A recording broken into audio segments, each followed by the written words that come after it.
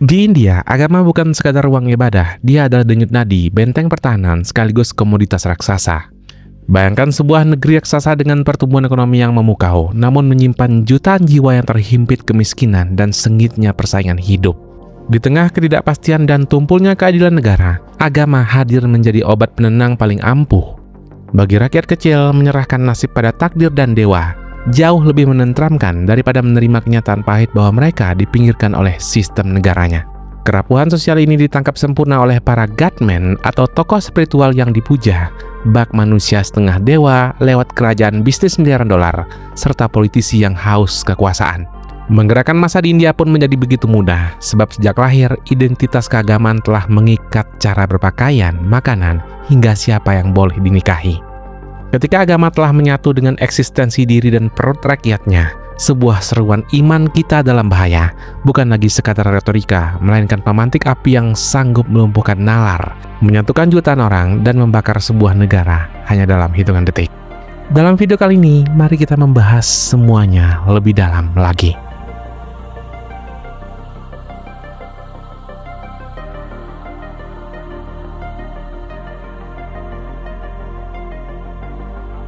Untuk memahami mengapa masyarakat di India begitu mudah tersulut dan digerakkan oleh isu keagamaan, kita harus melihat bagaimana identitas seorang manusia dibentuk sejak ia melahirkan hembusan napas pertamanya. Di India, seseorang tidak dipandang pertama-tama dari warga negara, melainkan ditandai berdasarkan kelompok agama, apakah ia seorang Hindu, Muslim, Sikh, Jain, Buddha, ataupun Kristen. Identitas komunal ini bersifat mutlak dan mengakar, diperkuat oleh tradisi sosial di mana masyarakat secara sukarela memilih untuk membatasi diri dan hidup terpisah dalam gelembung kelompoknya masing-masing. Pemisahan diri ini terwujud secara nyata dalam lanskap kehidupan sehari-hari yang serba seragam. Meskipun hukum menuntut toleransi, kenyataannya sebagian besar warganya hanya bergaul dekat dengan sesama pemeluk agamanya. Penolakan untuk bertetangga atau berbagi pemukiman dengan penganut agama lain masih menjadi pemandangan yang lazim di sini. Dan seolah belum cukup, aturan-aturan keagamaan mengintervensi ranah pribadi paling kecil sekalipun. Penampilan fisik menjadi simbol diferensiasi visual yang gamblang di ruang publik. Mulai dari sorban pria Sikh, hijab atau burka perempuan muslim, hingga tanda tilak di dahi umat Hindu secara tegas menandai siapa lawan dan siapa kawan.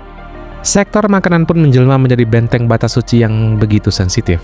Posisi sapi sebagai hewan suci dalam ajaran Hindu, misalnya, telah lama memicu gesekan sosial yang begitu tajam.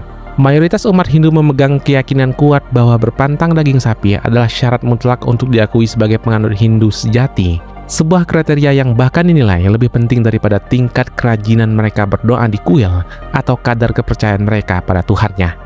Sementara itu, struktur kasta yang lahir dari tafsir ajaran kuno tetap mengikat masyarakat dalam tatanan hierarki yang kaku, yang bahkan turut mempengaruhi budaya pemeluk agama lain di luar Hindu itu sendiri. Di atas semua itu, institusi pernikahan menjadi benteng terakhir yang dijaga paling ketat demi mempertahankan kemurnian garis keturunan kelompok. Pernikahan beda agama dianggap sebagai tabu besar yang paling ditantang oleh mayoritas komunitas di sana. Di kalangan kelompok nasionalis yang meleburkan identitas keagamaan dengan kebangsaan, penolakan ini mengeras menjadi doktrin mutlak, terutama dalam melarang perempuan dari kelompok mereka menikah dengan pria dari luar imannya. Dan ketika batas-batas kehidupan yang serba kaku dan personal ini terusik, reaksi psikologis yang muncul adalah rasa terancam secara eksistensial. Masyarakat tidak lagi memandang kritik atau gesekan terhadap simbol agama sebagai silang berpendapat yang wajar, melainkan sebuah serangan langsung terhadap harga diri, keluarga, dan kehormatan leluhur mereka. Secara statistik, di negeri yang dihuni oleh sekitar 81% umat Hindu dan 14% umat Muslim ini, mayoritas memang merasa bebas beribadah. Namun di saat yang sama, mereka meyakini bahwa identitas agama adalah syarat utama untuk menjadi warga negara India yang sejati.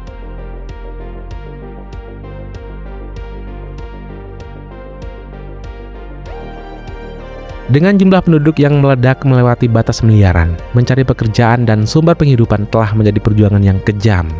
Ketika angka pengangguran terutama di kalangan anak muda melonjak ke titik yang paling mencemaskan dalam puluhan tahun terakhir, masa depan pun terasa semakin gelap. Di tengah keputusasaan massal akibat susahnya mencari kerja, maraknya suap dan tidak adanya keadilan sistematik, agama hadir memegang peran vital sebagai sistem jaminan sosial psikologis mereka. Ketika hukum negara dianggap tumpul dan gagal membela rakyat kecil, ajaran agama menawarkan ketenangan batin yang instan. Konsep karma atau narasi bahwa penderitaan adalah bagian dari ujian Tuhan bekerja secara ajaib memindahkan beban rasa frustasi dari pundak masyarakat maupun pemerintah ke wilayah kekuasaan ilahi. Menyerahkan kendali hidup sepenuhnya pada takdir jauh lebih ringan secara mental daripada menerima kenyataan pahit bahwa mereka adalah korban dari ketidakadilan yang struktural. Tidak hanya itu, lembaga-lembaga keagamaan juga hadir memberikan bantuan fisik nyata seperti makanan gratis, tempat tinggal, dan juga sedekah yang semakin memperkuat ketergantungan batin dan materi masyarakat, khususnya kelas bawah, kepada agama.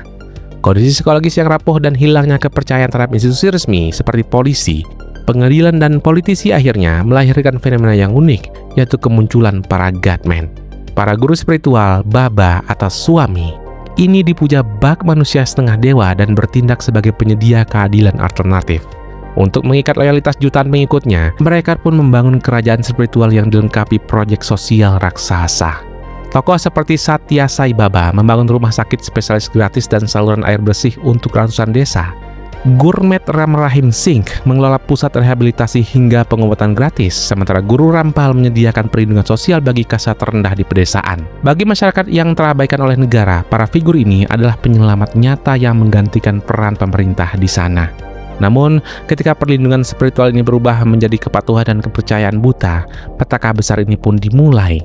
Ikatan emosional yang mengakar kuat membuat jutaan pengikut kehilangan logika kritisnya. Saat para Godman tersandung kasus kriminal berat seperti penipuan, pemerkosaan, atau pembunuhan, massa pun menolak percaya pada bukti hukum dari polisi. Penyelidikan oleh negara justru dipandang sebagai konspirasi jahat dari kelompok penguasa untuk menjatuhkan kesucian agama mereka.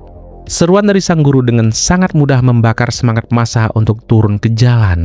Ketika Ram Rahim Singh dijatuhi hukuman atas kasus pemerkosaan, puluhan ribu pengikutnya mengamuk membakar stasiun kereta, melempar bom bensin, dan memicu kerusuhan berdarah yang menewaskan puluhan orang. Dan hal serupa pun terjadi saat Guru Rampal menolak dipanggil ke pengadilan atas kasus pembunuhan, di mana ribuan pengikut fanatiknya nekat mengangkat senjata dan bertaruh nyawa melawan aparat kepolisian di sana.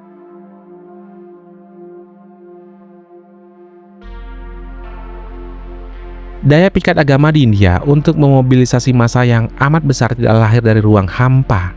Di balik gairah spiritualitasnya, terdapat sokongan dana yang sangat luar biasa dari industri bisnis spiritual, sebuah mesin ekonomi bernilai miliaran dolar yang menyatukan pariwisata religi, penguasaan tanah, perdagangan emas, hingga produksi kebutuhan sehari-hari berlabel suci. Industri ini memberi kekuatan logistik yang tidak terbatas sekaligus posisi tawar politik yang sangat kuat untuk mengumpulkan jutaan orang dalam hitungan jam saja.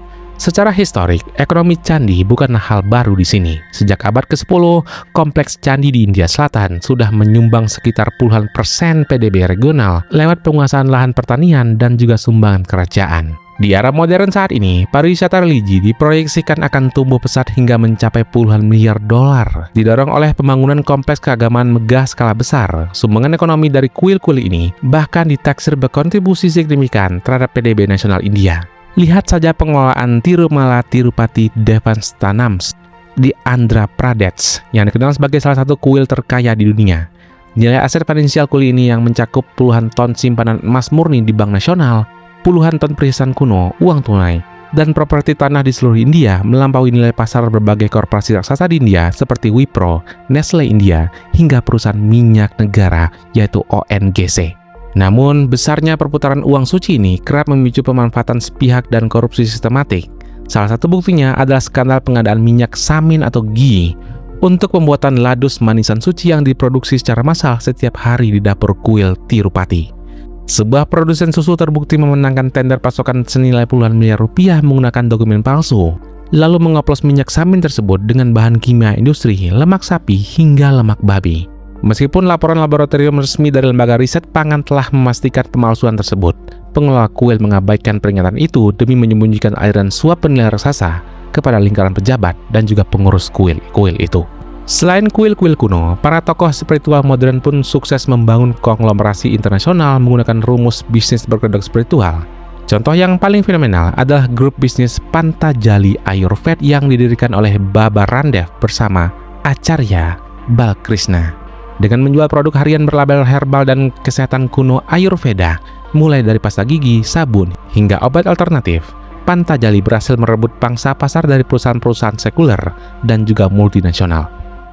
Kekuatan finansial melimpah dari bisnis spiritual ini secara otomatis memberikan modal logistik mandiri yang melimpah untuk membiayai perkumpulan massa, festival, hingga unjuk rasa di berbagai daerah. Lalu mengapa masyarakat begitu mudah digertak oleh narasi ini? Di balik gurita bisnis tersebut ada permainan psikologi kerumunan yang melumpuhkan nalar sehat, bahkan pada masyarakat perkotaan berpendidikan tinggi. Isu agama bekerja dengan cara memotong jalur pemikiran kritis dan langsung mengeksploitasi ketakutan mendalam manusia. Para orator politik dan tokoh agama memanfaatkan naluri bawaan manusia untuk membela kelompok sendiri, sembari memusuhi kelompok lainnya. Lewat narasi yang tajam seperti iman kita dalam bahaya, mode bertahan hidup atau mode survival dalam pikiran bersama langsung aktif.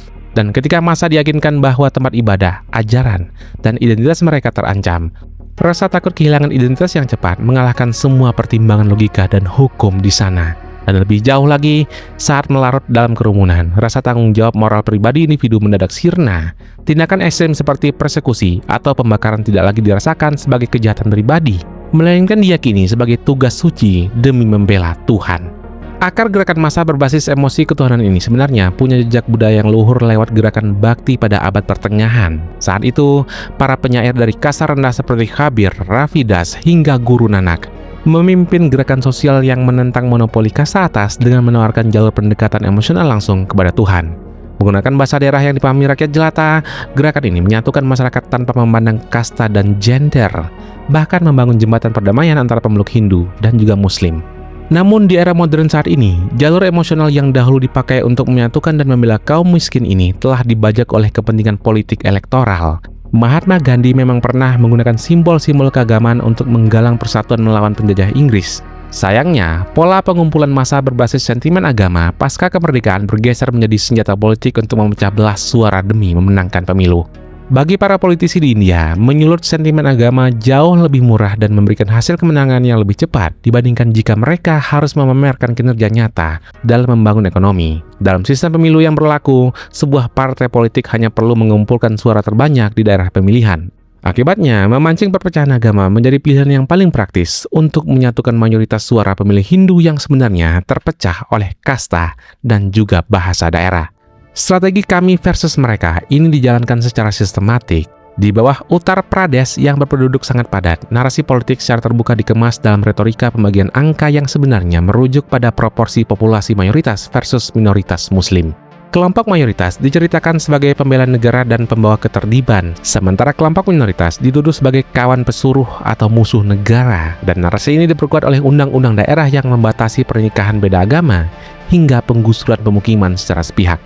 Puncak dari menyatunya kesucian agama dan kekuasaan politik negara terlihat jelas pada upacara peresmian kuil Sri Ram Mandir di Ayodhya. Kuil megah ini dibangun di atas lokasi bekas reruntuhan Masjid Babri abad ke-16 yang dihancurkan oleh massa pada tahun 1992. Sebuah peristiwa bersejarah yang memicu kerusuhan antara agama terburuk pasca pemisahan India.